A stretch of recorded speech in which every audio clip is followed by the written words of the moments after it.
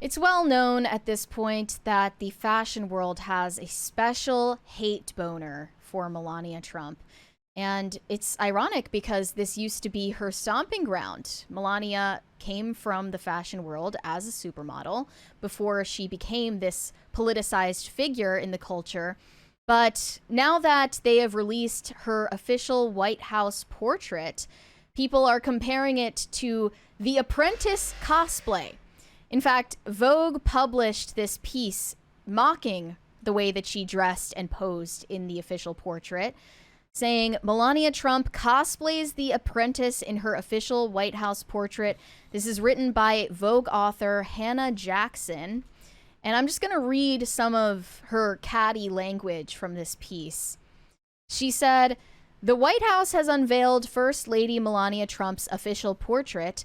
The sober black and white photograph features Melania Trump with the Washington Monument towering over her shoulder, resting her fingers on a reflective black desk, staring down the camera as if to say, 'You're fired.' Indeed, Trump looked more like she was guest starring on an episode of The Apprentice than assuming the role of the First Lady of the United States. The choice to wear a tuxedo, as opposed to a blazer or blouse, made Trump look more like a freelance magician than a public servant. It's perhaps unsurprising that a woman who lived in a gold-encrusted penthouse, whose fame is so intertwined with a reality television empire, would refuse to abandon theatrics even when faced with 248 years of tradition." Okay. Yeah, well, the you look fashion like world this, is so... not exactly known for keeping with tradition. Yeah, that is, in the picture, that is Hannah Jackson, the author of this piece. Hold on. She's not exactly a fashion plate herself. There were some other examples posted of her in the replies here, if you can pull those up, Brett. Yeah, I'm looking for the specific one. Some really bad stuff. Yeah, this is the woman who is bullying Melania for her outfits. I don't really care, Margaret. I don't really care, Margaret. Hannah, whatever your name is. Now, attempting a no-nonsense businesswoman approach in her situationally inappropriate tuxedo, it seems that Melania Trump still struggles with her sartorial messaging. Melania's first White House portrait was in color, featuring her face airbrushed into oblivion, smiling with a hint of teeth and her arms crossed to display a massive diamond wedding ring. Someone sounds extremely jealous right now.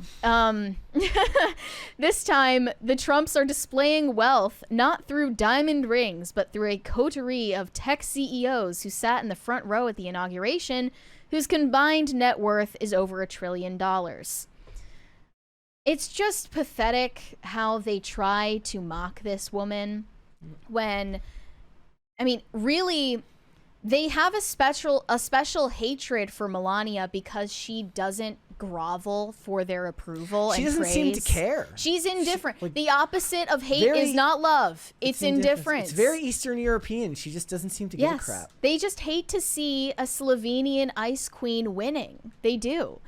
In fact, during an interview with Fox and Friends back in December, they asked Melania if she would consider going on the cover of Vogue once again, and a lot of people don't remember this, but back when Melania and Donald Trump were not these polarizing figures in the media, they were heavily celebrated in the media. And back when they got married in 2005, Melania did, in fact, grace the cover of Vogue, and she really was being unequivocally celebrated by the fashion world at that time.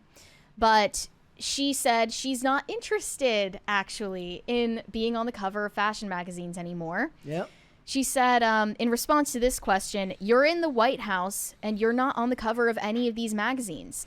Do you think that will change? And would you say yes to them, to Vogue, to People, whatever?"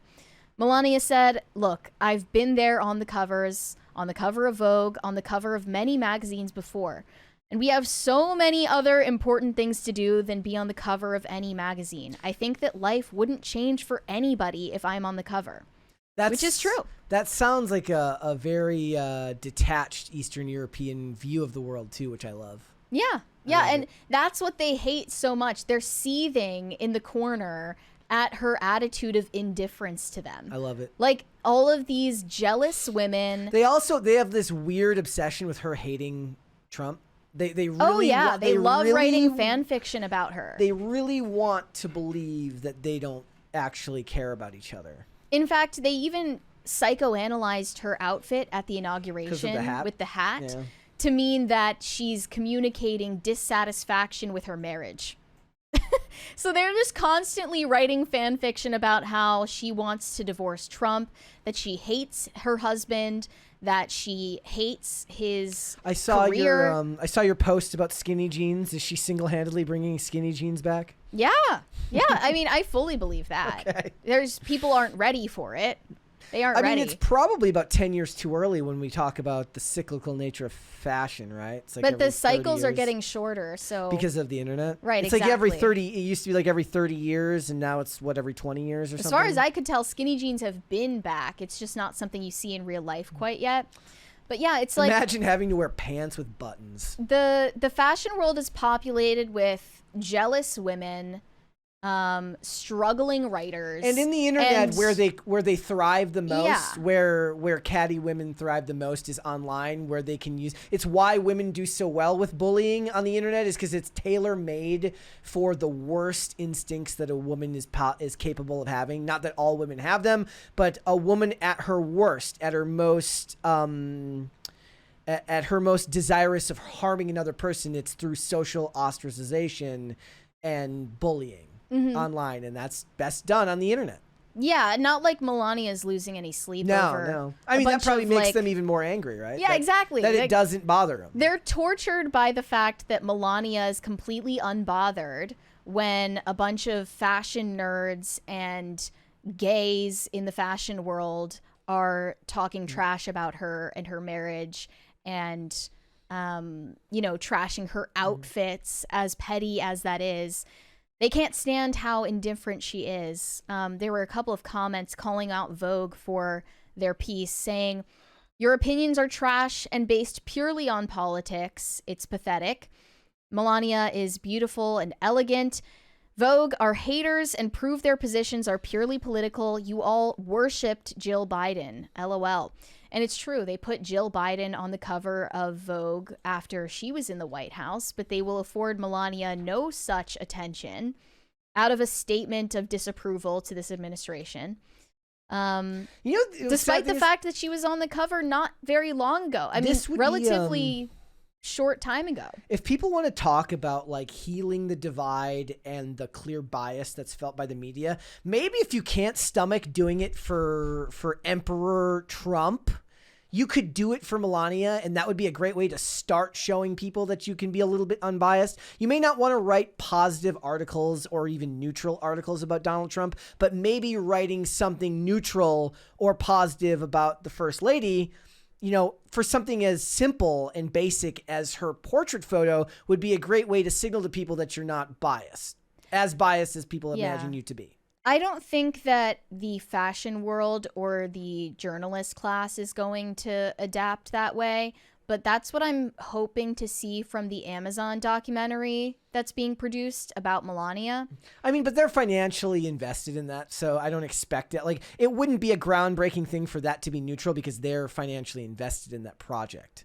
Like, now, if we got an unauthorized documentary that they weren't involved with, that they didn't have any control over, and it treated them fairly, that would be impressive. But, the second they get involved, you expect there to be some fingers on the scale of how it looks. Yeah. But, again, if you can't bring yourself to saying nice things about him, saying nice things about his wife, might be a good way to show people we're not as biased as you think we are, even if you always were and you're trying to bring your Overton window back to slightly closer to center. Also, I don't know if you've seen these posts lately, but there are a lot of leftists writing fan fiction about Barron Trump, too. I don't. Me and you have vastly different algorithms. I don't get stuff like that. He attends NYU now. You know that. Yes. And they're writing all of these posts about how he's probably dating leftist girls who go to FIT in New York, who are like some lib.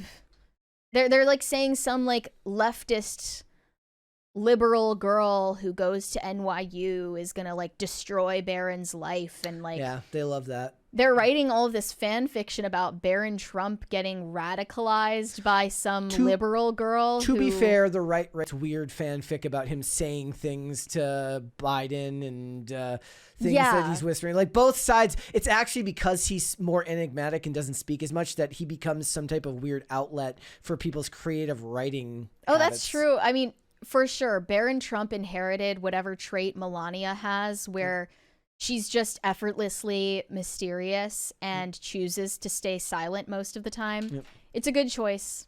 And I applaud that level of discretion, which Vogue clearly doesn't have.